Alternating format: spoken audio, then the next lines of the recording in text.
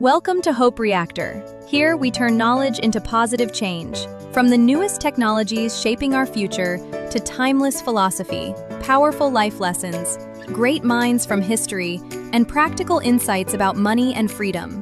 This is not just information. This is wisdom you can use. Learn today, grow tomorrow, create a better future. Hope Reactor starts now. If you're watching this video on your phone right now, if you can send a message across the world in seconds, if you can talk to someone on the other side of the ocean in real time, then your life has already been shaped by a man who never went to university. In the late 19th century, humanity was chasing an impossible dream, connecting Europe and America through a giant cable laid beneath the Atlantic Ocean. But there was one massive problem. The signal kept collapsing. Messages became distorted. Communication was painfully slow, and some of the world's greatest scientists could not explain why.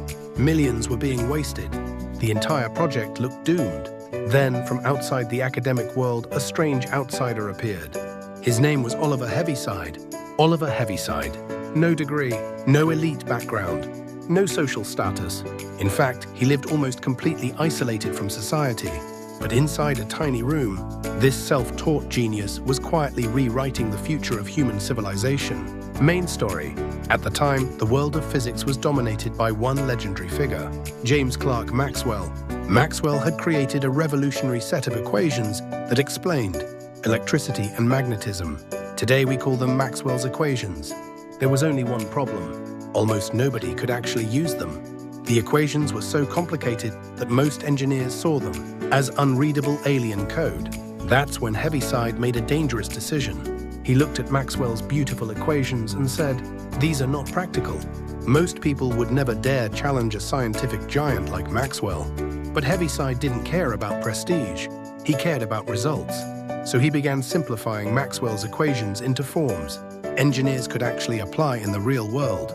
But the method he used horrified the academic establishment. He relied on something called operational calculus, a strange, intuitive mathematical approach. Messy, unorthodox, not fully proven by traditional standards. Elite mathematicians attacked him relentlessly. This isn't real mathematics. Your logic is flawed. This is dangerous shortcut thinking. He became an intellectual renegade, a man rejected by the very institutions that claimed to protect science. But Heaviside kept going, because to him there was something more important than academic approval, making reality work. He obsessively studied the underwater communication cables and finally discovered the hidden problem. Signals were becoming distorted as electricity traveled through the wire. Then he proposed something almost absurd for the time. What if we place coils along the cable to cancel the distortion? Many experts laughed at him. That could never work. It's theoretical nonsense. You're oversimplifying the problem. But when engineers actually tested his idea, everything changed. Communication speeds exploded. For the first time in history, information could travel across oceans efficiently. His work later became the foundation of what engineers call the Heaviside condition, one of the key principles behind long-distance communication systems, which means this: modern internet infrastructure, fiber optics, global communication networks, undersea cables, mobile communications. Part of the foundation beneath all of it traces back to one isolated man working alone in silence. And yet, during his lifetime, Heaviside was barely celebrated. He struggled financially. He lived in isolation. He was treated like an eccentric outsider. But as decades passed, the world slowly realized something terrifying. The strange recluse had been right. He wasn't rejected because he was foolish. He was rejected because he was ahead of his time.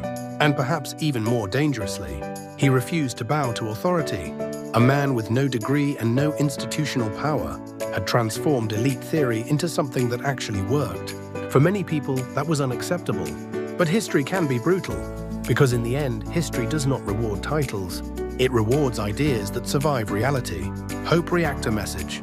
At Hope Reactor, we believe in two things: strong fundamentals and fearless exploration. Every great invention begins with the basics: knowledge, observation, failure, repetition. That foundation is what allows true creativity to appear later. But there's also a danger in becoming trapped by common sense.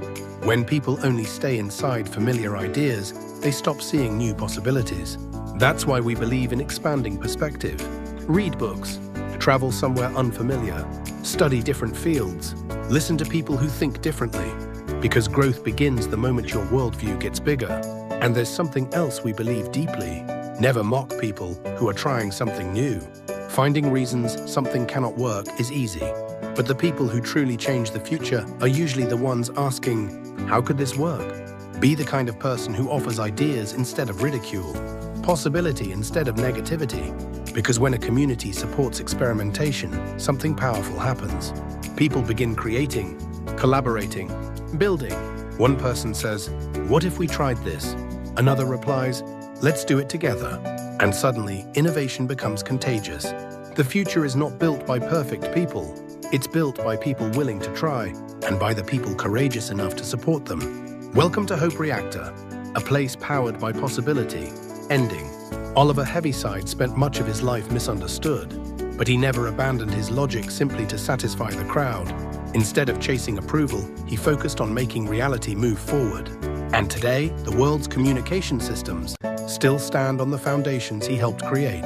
When the elite establishment ridicules your unorthodox method, do you change your logic to please them? Or do you let the results silence them? When the world laughs at your methods, do you surrender to the crowd? Or do you let the results speak for themselves? This was Hope Reactor.